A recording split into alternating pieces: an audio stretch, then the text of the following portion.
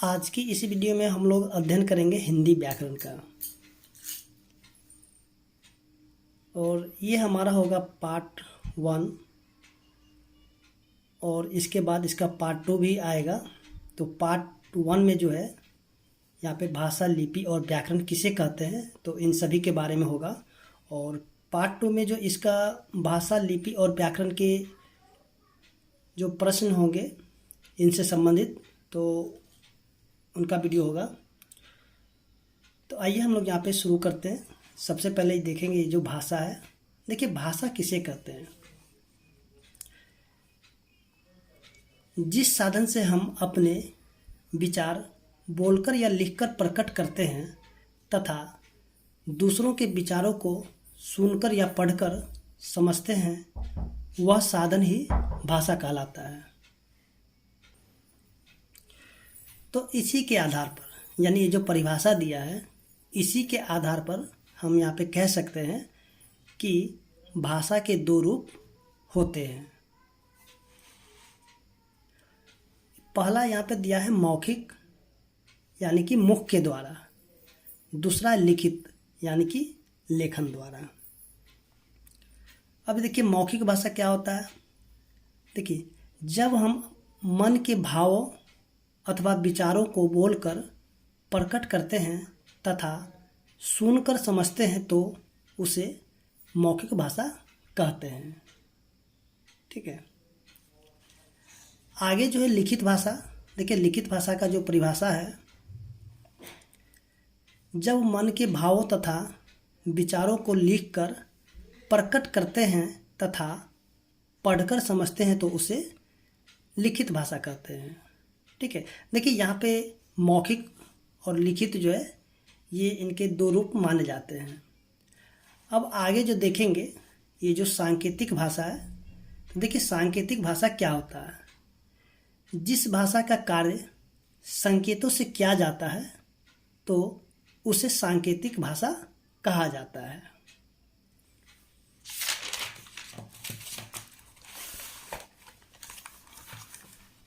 अब देखिए यहाँ पे ध्यान देंगे, सांकेतिक भाषा जो है अस्पष्ट होती है, यानी कि ये स्पष्ट नहीं होती है।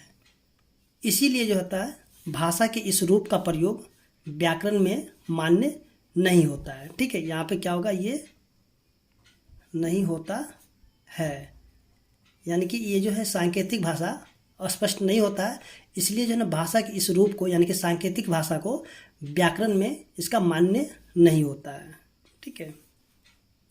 अब यहाँ पे देखेंगे विशेष में, भाषा जो है आदान प्रदान का उत्तम साधन है। ठीक है। उसके बाद जो आता है मातृभाषा। देखिए मातृभाषा क्या होते हैं। देखिए जो भाषा मनुष्य के जन्म स्थान से जुड़ी हो उसे मातृभाषा कहते हैं। ठीक है। या फिर हम ऐसे भी कह सकते हैं, मनुष्य जिस भाषा को अपने परिवार से ग्रहण करता है वह मातृभाषा कहलाती है।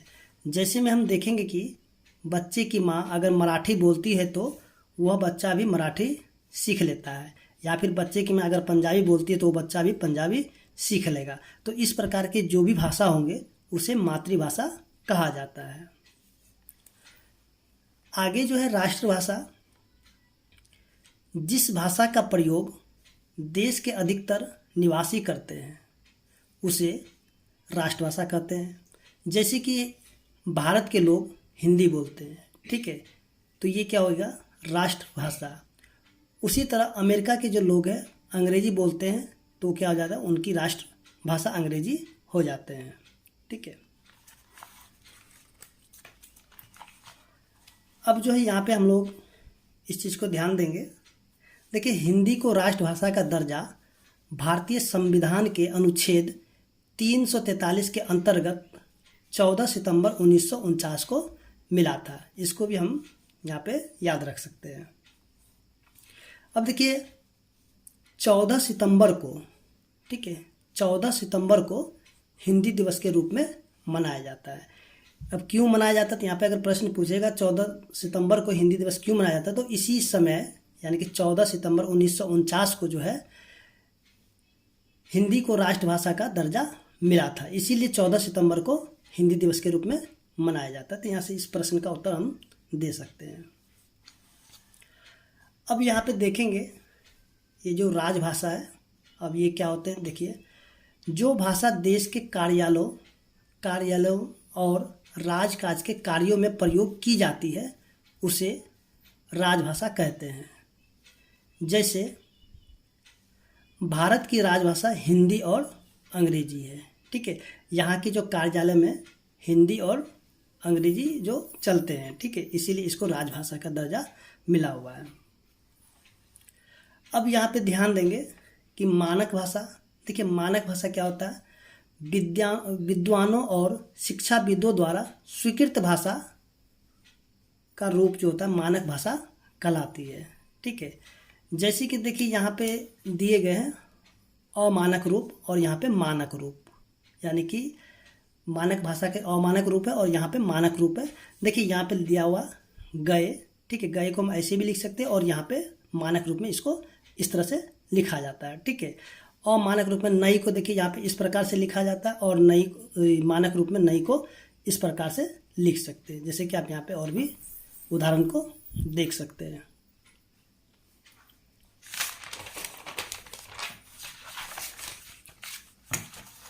अब देखिए यहाँ पे जो हम लोग देखेंगे बोली, देखिए बोली क्या होते हैं, बोली का रूप अस्थाई नहीं होता है, वह सदा बदलते रहता है। इसका प्रयोग अक्सर एक समूह के लोग अपने भावों विचारों के परस्पर आदान प्रदान के लिए करते हैं, ठीक है। अब यहाँ पे ये भी ध्यान देंगे कि बोली का प्रयोग राजकाज या साहित्य रचना में नहीं होता है, ठीक है। यानी कि बोली का प्रयोग जो राजकाज या साहित्य रचना में नहीं की जा सकती है। यानी कि ये बोली जो होता है हर एक क्षेत्र में अलग अलग प्रकार से बोली जाती है, इसलिए इसका जो प्रयोग राजकाज में नहीं होता या फिर कोई भी साहित्य या रचना में नहीं होता है। अब देखिए यहाँ पे जो देखेंगे जो साहित्य, ठीक है, अब ये साहित्य क्या होता है, देखिए प्रत्येक भाषा में ज्ञान के अलग अलग विषयों का भंडार है। यह ज्ञान का संचित कोश है, युगों से प्राप्त ज्ञान को एकत्र किया जाता रहा है और इसी एकत्र किया गया ज्ञान को ही साहित्य कहा जाता है, ठीक है। जैसे कि यहाँ पे हम लोग देखेंगे हिंदी में जो कबीरदास है, सूरदास, तुलसीदास, निराला, प्रेमचंद्र आदि जैसे कवियों एवं कहानीकारों की रचनाएं साहित्य हैं, ठीक है। अब यहाँ पे देखिए ये जो साहित्य हैं, तो साहित्य के भी दो प्रकार के होते हैं। साहित्य भी कितने प्रकार के होते हैं, तो दो प्रकार के। पहला में है गद्य साहित्य और दूसरा है पद्य साहित्य। अब देखिए ये गद्य साहित्य क्या होते हैं, देखिए जिन विचारों को साधारण रूप में लिखते हैं वे गद्य साहित्य के अंतर्गत आते हैं। जैसे कि यहाँ पे हम लोग देखेंगे कहानी, जीवनी, उपन्यास, नाटक, पत्र आदि, ये सभी के सभी गद्य साहित्य होते हैं। उसके बाद देखिए पद्य साहित्य, तो जिन विचारों को काव्य शैली में प्रस्तुत किया जाता है वे पद्य साहित्य के अंतर्गत आते हैं। जैसे कि हम लोग यहाँ पे देखेंगे कविता, गीत, पद, दोहा, छंद, चौपाई आदि, ये सभी के सभी जो है पद्य साहित्य के अंतर्गत आते हैं। अब देखिए यहाँ पे देखेंगे लिपि, देखिए लिपि क्या होते हैं, चलिए यहाँ पे देखते हैं लिपि को समझते हैं। देखिए लिपि उच्चारित भाषा को लिखित रूप में लाने के लिए जिन संकेतों का प्रयोग किया जाता है उन्हीं संकेत चिन्हों को लिपि कहते हैं। जैसे कि देखिए यहाँ पे अ, आ, क, ख या ए, बी, सी, डी, ये सभी के सभी लिपि हैं। अब यहाँ पे ध्यान देंगे सभी भाषाओं की अपनी अपनी लिपि होती है। जैसे कि अब यहाँ पे देखते हैं इसको,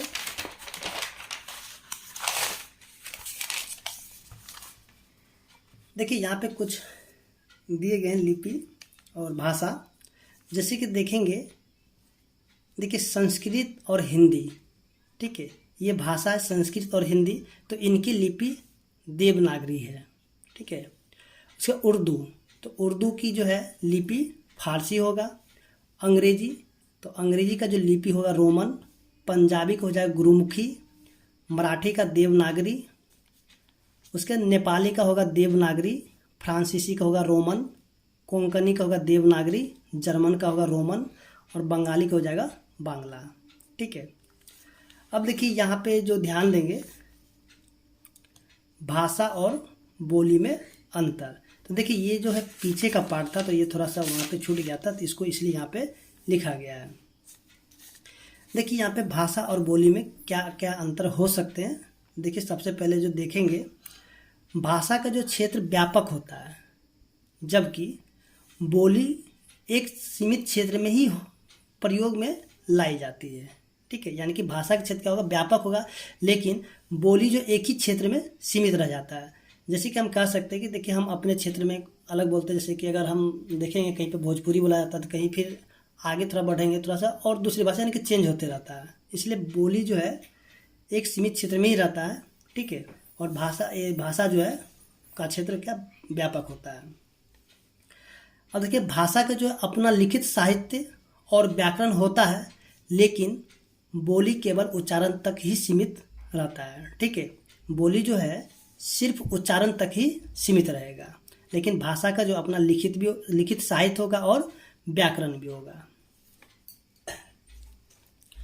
अब देखिए यहाँ पे जो ध्यान देंगे, भारतीय संविधान में जो है 22 भाषाएं को मान्यता प्राप्त है, जैसे कि हिंदी, संस्कृत, बंगाली, असमिया, मणिपुरी, मराठी, मलयालम, मैथिली, कोंकणी, कश्मीरी, कन्नड़, गुजराती, नेपाली, उर्दू, बोडो, डोगरी,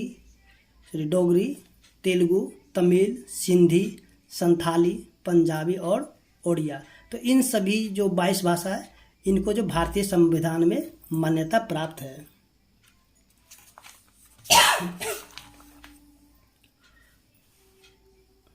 इसके बाद जो हम लोग देखेंगे व्याकरण।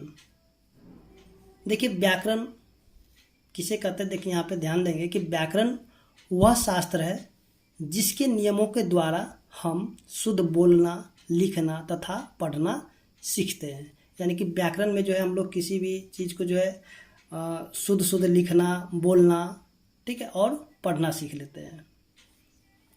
अब देखिए व्याकरण के जो है 4 प्रमुख अंग होते हैं। अब देखिए यहाँ पे देखें कौन कौन से अंग है। तो सबसे पहले जो देखेंगे यहाँ पे वर्ण विचार, दूसरा में शब्द विचार, तीसरा में पद विचार और चौथा में वाक्य विचार, ठीक है।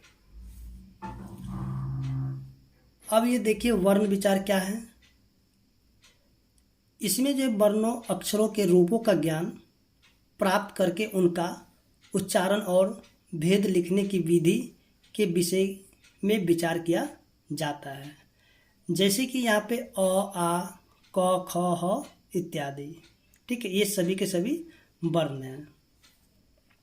उसके बाद यहाँ पे देखेंगे शब्द विचार।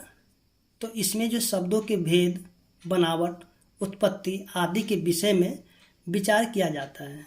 जैसे कि देखिए खाना एक शब्द है, सोना भी शब्द है, स्कूल, घर इत्यादि, ये सभी के सभी क्या है, शब्द है। उसके बाद देखिए पद विचार क्या होते हैं। देखिए वाक्य में प्रयुक्त शब्द पद कहलाता है। इसके अंतर्गत पद तथा उसके भेदों तथा रचना आदि पर विचार किया जाता है।